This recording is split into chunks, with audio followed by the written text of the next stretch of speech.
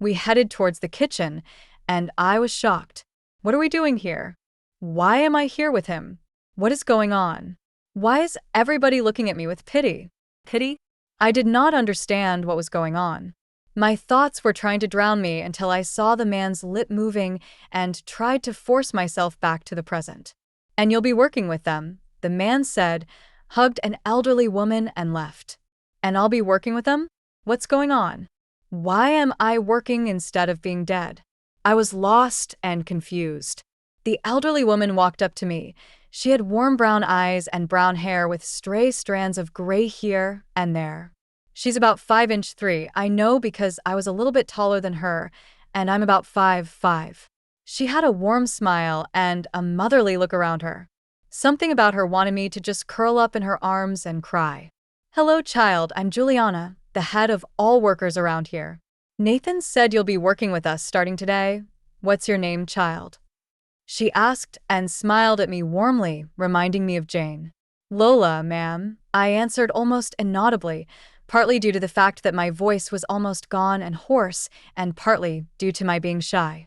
You can call me Juliana, sweetheart. You look like you've been through a storm. Let's get you cleaned up and start from there, okay?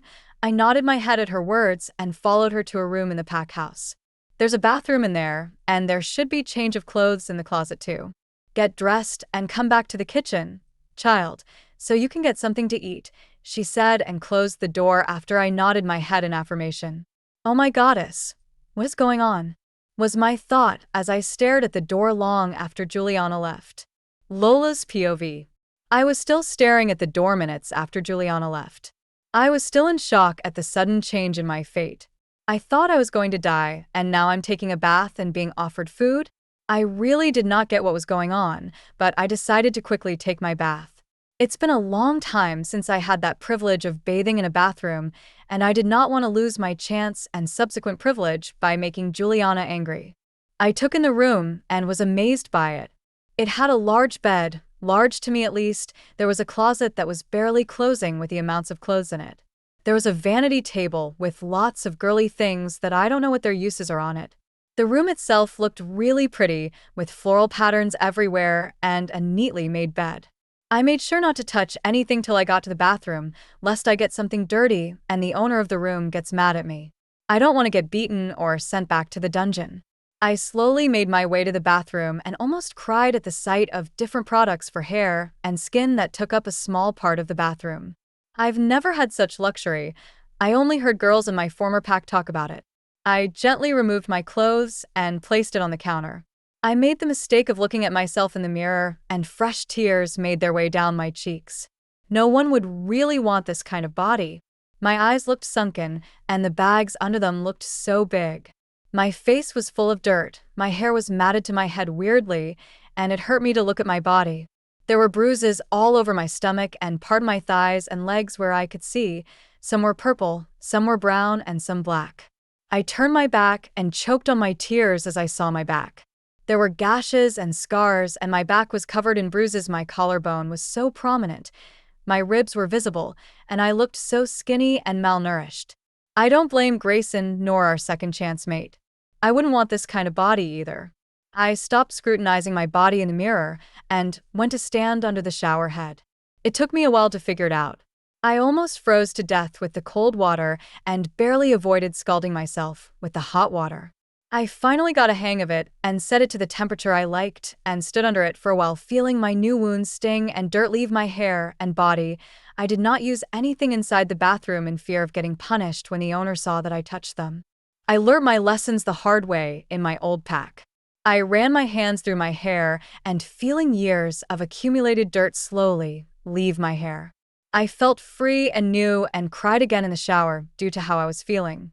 I suddenly went from almost dying to taking an overdue shower, and I don't know what to feel about that. I felt Jasmine purring in my head and smiled a bit. We deserve this after all we've been through. After feeling a bit clean, I turned off the shower and gently used my dirty clothes to dry my body, making sure I did not leave a speck of dust or stain behind in the bathroom.